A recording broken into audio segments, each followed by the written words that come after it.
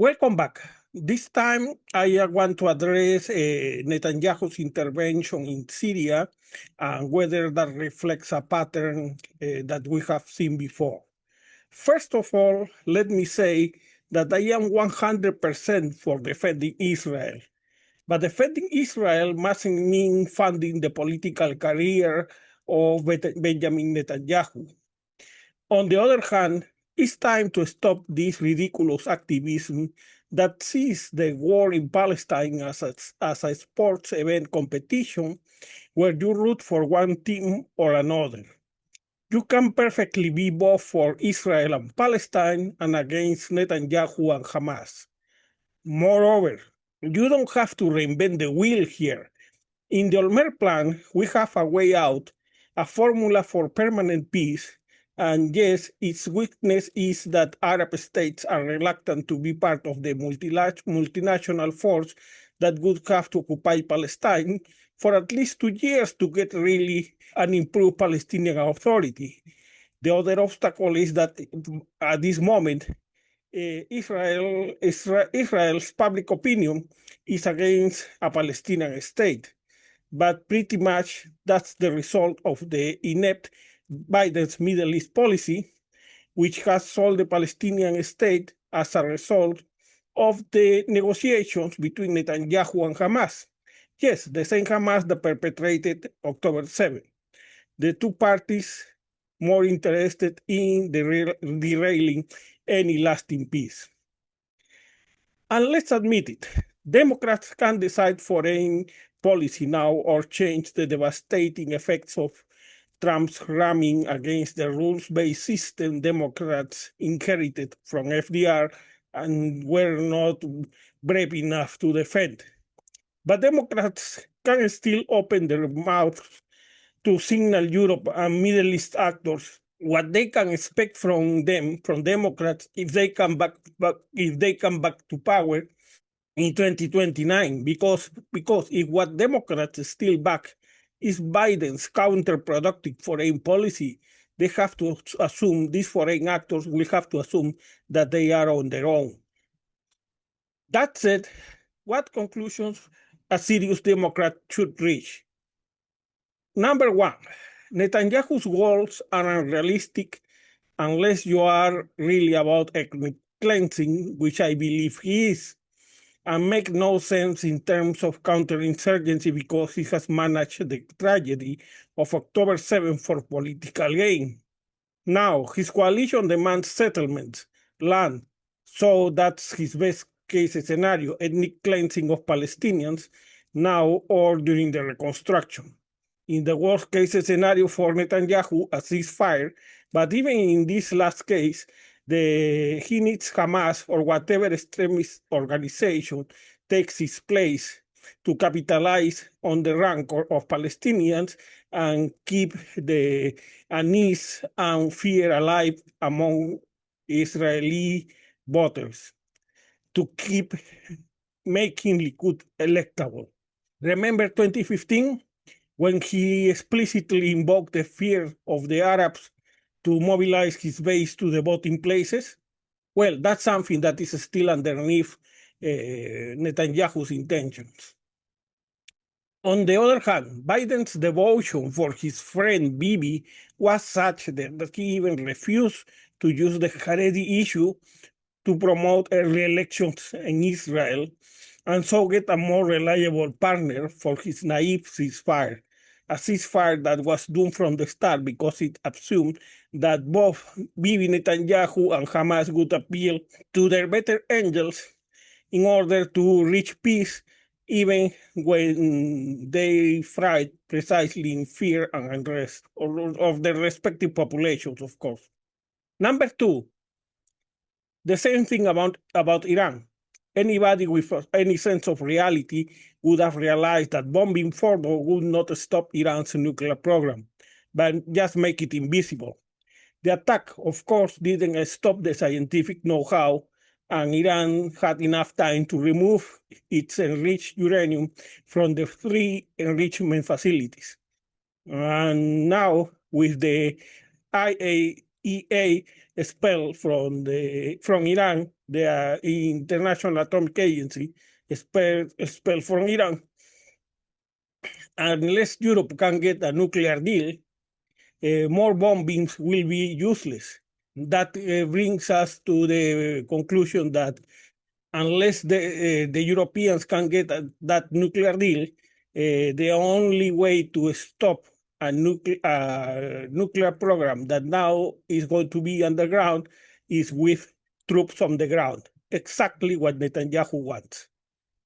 For a more detailed take on Netanyahu's pretensions of regime change in Iran and installing the deceased Shah song, go to my video on that topic. Of course, we also have seen how this aggrandizing of Bibi promoted by Biden has increased instability of Lebanon, where his policy of pushing the Lebanese government against Hezbollah is even less realistic than any serious lasting peace in Palestine, and is directed more to create a permanent climate of chaos and fears and anger in Israel to make Likud, and especially his coalition, more electable. All this helps us understand Netanyahu's Syrian policy. After taking credit for the fall of Assad, which was a real threat, because with Assad, Syria had become the corridor between Iran and its proxies, it's understandable Netanyahu wanted Assad out. But then, as al-Shara, the new Syrian leader, sought the blessing of the West and showed a better predisposition for Israel, instead, Netanyahu escalated attacks on Syrian military facilities to neutralize potential threats, and then started arming militias with links to ISIS, just as ISIS was reactivating fighters in Syria and Iraq against al-Shara, used the Druze incidents to enforce a humiliating withdrawal of Syrian forces from southern Syria, instead of using his leverage, Netanyahu's leverage with the West, or better said, al-Shara's need of approval from the West. And we even saw his diaspora minister using the incident to call for the elimination of the Syrian president al-Shara as Israel attacked Damascus, the presidential palace, and the headquarters of the Syrian military. Is al-Shara all he expect the West to believe? I don't know. But the matter of the fact, the undeniable fact of the matter is that al-Shara has shown openness and sought the approval of the West. And he could have used that to get a quick, fast solution of the criminal abuses committed by al-Shara's forces against the Druze in Syria, which are real. But the question is or are these, we have to take into account that these are not disciplined armies like in the West. So the question is al-Shara aware of that and is approving this behavior of his troops or not?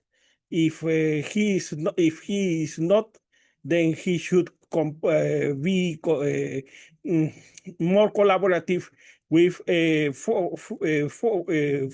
deploying forces to prevent the excesses of his followers. So there were alternatives to Netanyahu's intervention, because let's remember, ISIS is also seeking to weaken al-Shara, and ISIS is much worse. al-Shara is an interrogation sign. Granted, but ISIS is much worse. So that we should demand quick action from al-Shara and even supervision of those actions to prevent the atrocities committed by some of his followers.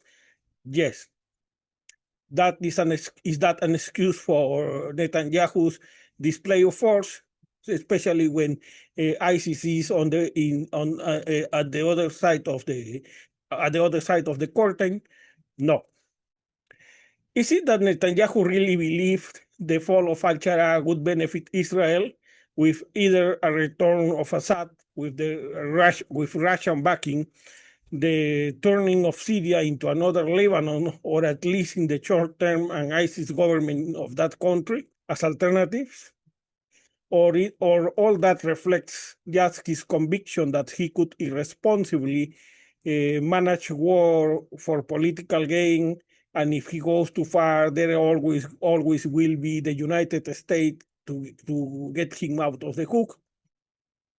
And finally, even if you don't care much about the Syrians, how could that all be in the best interest of Israel? So creating at the other side of the border a state where al-Shara could find himself fighting both the pro-Assad forces and at the same time ISIS forces. Could that be better for Israel? Is doubtful. Number 3, has the Netanyahu's manipulation of this crisis worked? So far, it has. On Iran, as predicted in my post about the United States attack on the Iranian nuclear facilities, the most important parts of the program, the know-how, the scientific know-how, and the enriched uranium are out of risk regardless of whether Trump obliterated the 3 or just one of the facilities. Worse, the nuclear program has gone underground, and the International Atomic Energy Agency inspectors have been removed from the country. So if Europe doesn't get a nuclear deal, the only real way to stop Iran from rushing to a nuclear bomb will be troops on the ground. Even worse, the stupid bombing we saw in the case of Fordo and the other 2 nuclear facilities only weakened Pezeshkian and strengthened Khamenei and the Radical Revolutionary Guards and Basij, and yet it met Netanyahu's intended goal. He has just surpassed Bennett on the Israeli polls. About Palestine, it's worse because either now, as Netanyahu's coalition demands, or during reconstruction, his base will be rewarded with settlements and the population removed, the Palestinians removed. And because the Israeli opposition and Biden failed to sell a narrative of a Palestinian state without Hamas, or in other words, the Olmer plan, most Jewish Israelis still hurt by the traumatic experience of October 7 back Netanyahu on this issue. Number 4, if you believe that Bibi is a bad boy, but backing him is necessary for the good of Israel, you should pay more attention. After his failed 2023 attempt to mutilate the jurisdiction of the Supreme Court, the main anchor of Israel's democracy, since Israel doesn't have a constitution, a move besides that it was similar to Orban's in Hungary, and using the outrage created by October 7, Netanyahu has pretty much tamed the IDF since Gallant's fighting, since Gallant opposed the use of the war for political ends, is going to replace the head of the Shin Bet, the equivalent to our FBI, is moving forcefully to remove an independent general attorney, and all this while they have used their power to pressure the press, and thanks to Ben Gavir's tenure of the police, to alienate Arab Israelis. Yes, Netanyahu has used the extraordinary situation that originated on the criminal attack of October 7 to manage the war, span it to new fronts, make it as long as necessary, and all for political ends. And worse of that, he succeeded. Add to that the cost for Israel of its isolation, anti-Semitism abroad, terrorism abroad, and other costs that may result of from this situation, like boycotts and unrest among Jewish communities abroad. So there is another group of number of costs that will have to be added to on the side of Israel, and all to please Biden's commitment to aggrandize his friend Bibi. And what's the opposition response to again unify behind Bennett? The same Bennett who sold himself as Netanyahu, but without Netanyahu, and lasted only one term. And Democrats, what about Democrats? You should think that by now all this would have been enough to persuade them to adopt Olmer's plan and propose to put all the weight of the United States to make it feasible. But nope, they're still playing dead, and by defect, backing Biden's legacy of unconditional support for his friend Bibi. Number 5, so what can serious supporters of Israel, and I am one of them, supporters support that in no way excludes supporting Palestine and Americans in general can do? Whether Democratic and Republican mistakes are the result of IPAC contributions, the top lobbyist organization, the blind backing of American evangelicals for Likud, not necessarily Israel, as the case of Sharon reveals, when he split from Likud to create Kadima, and when he was fulminated by a stroke, those same evangelicals that filled their mouth about Israel were celebrating Sharon's stroke, all for his audacity of splitting from Likud. So you should wonder whether these American evangelicals are supporting Israel or Likud, or whether all this is a result of the weakness of moderate Democrats and Republicans who are afraid to be called weak on Israel. The fact of the matter is that before Democrats and Republicans can save us, we first have to save Democrats and Republicans from themselves. So far, nobody has presented anything better than the Olmer plan. And yes, the Olmer plan has its problems, especially at this moment.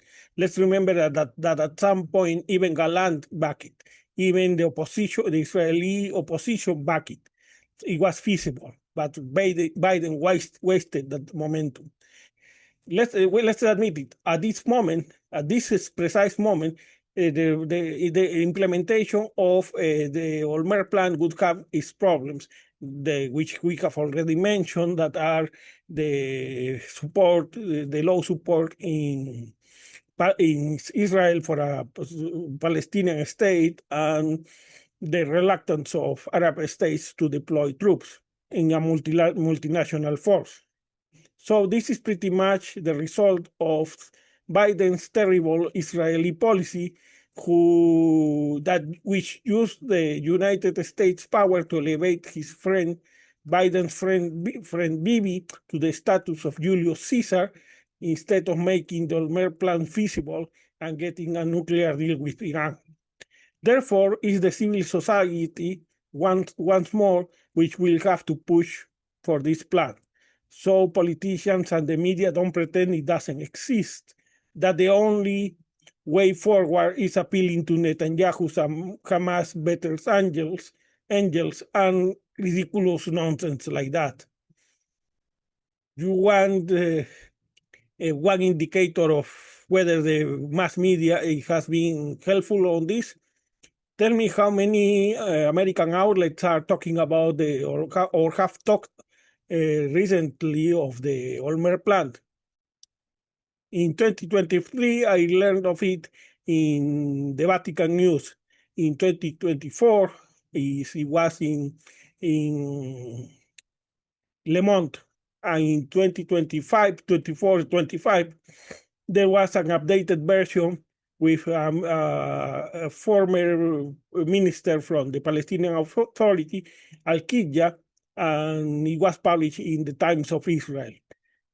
In how many American outlets have you seen this discussion? No. On how many outlets have you seen the discussion of this ridiculous peace ceasefire that would bring peace, lasting peace at last, because Hamas, both Hamas and Netanyahu will have a change of heart and decide that they have to be constructive and abandon violence, even if that affects their political pretensions. This is ridiculous. This comes not from toddlers, this comes from adults, but that's what we have. So that's important.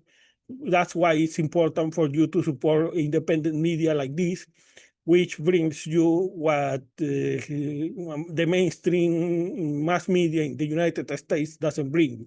And I'm, as I have to mention again, I am quoting the Vatican News, the Times of Israel, Le Monde, so it's not some commentary of some gut, some guy who speaks from his gut in some Facebook thread. So we have to demand more, and so far that's what we have. What we can do, we can move the debate, try to reset the debate. So in 2029, so in 2028, you can find Democrats who cannot pretend these solutions exist, and in 2029 cannot keep making excuses, ridiculous excuses, to not implement, like in the case of Biden. Thank you, and see you soon.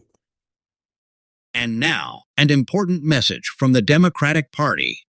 I've been told I have 30 seconds, so I am going to tell you that we do have to, I don't swear in public very well, but we have to fuck Trump.